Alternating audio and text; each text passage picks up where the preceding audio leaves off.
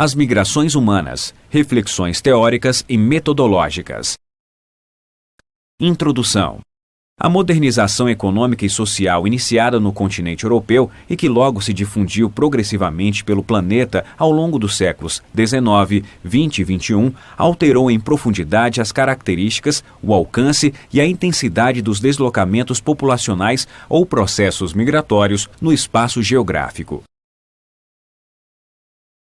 A alteração nos padrões da migração, ou, dizendo-o de forma mais geral, nos padrões da mobilidade, foram tão severas que foi mesmo proposta a expressão revolução da mobilidade humana para expressá-la. Esta alteração nos padrões migratórios teve lugar simultaneamente à profunda alteração ocorrida nos padrões ou nas características gerais das estatísticas vitais das populações humanas, ou seja, alterações nos padrões da natalidade e da mortalidade, processo intitulado transição demográfica, processo este muito estudado no campo demográfico. A geografia da população está particularmente atenta ao fenômeno migratório, que dominou o panorama mundial nos últimos 2 séculos, antes já identificado como revolução ou mudança da mobilidade ou migração. Este trabalho apresenta algumas contribuições conceituais e metodológicas feitas à análise das migrações. A contribuição em foco, exposta de modo sumário, potencializa a análise da geografia da população, agregando consistência, seja a análise sistemática ou tópica na disciplina, seja a análise no âmbito dos estudos regionais de população. Migrações, reflexões teóricas e metodológicas. Definindo migração. De uma maneira ampla, a migração é definida como a mudança permanente ou semipermanente do local de residência.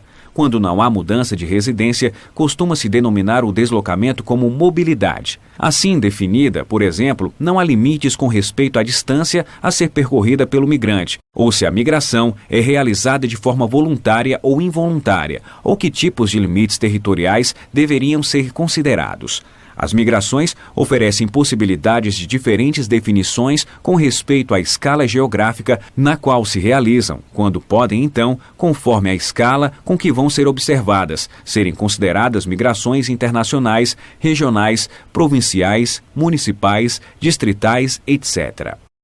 A definição de migração é, ao contrário das inequívocas definições de nascimento e óbito, flexível e depende dos interesses do estudo demográfico a ser realizado. Decompondo o processo migratório. As condições no processo migratório podem ser decompostas em 4 itens. A. Condições existentes na região ou lugar de origem. B. Condições existentes na região de destino. C. Obstáculos intervenientes. E D. Condições pessoais do potencial migrante. Na região de origem, verifica-se um complexo jogo e interação entre fatores de expulsão e fatores de atração. Do balanço resultante entre os fatores pode resultar mais ou menos migração. Por exemplo, o crescimento do desemprego pode passar a exercer poderosa pressão migratória, assim como uma estiagem prolongada ou uma mudança na forma de uso da terra ou o aumento na violência e na instabilidade política.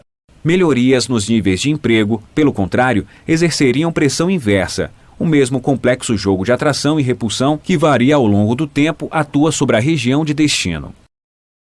Os denominados obstáculos intervenientes afetam o volume das migrações. São fatores ou condições como as distâncias entre as áreas de origem e destino, pois distância significa custos, a existência de dificuldades linguísticas, de restrições étnicas, políticas, etc. E, em último lugar, existem as condições pessoais. Dizem respeito às diferentes reações que cada pessoa apresenta diante dos fatores migratórios. As pessoas reagem diferentemente aos mesmos estímulos que recebem, sejam estes estímulos oriundos das regiões de origem, sejam eles oriundos das regiões de destino. Enfim, compreende-se a imensa complexidade do ato de migrar.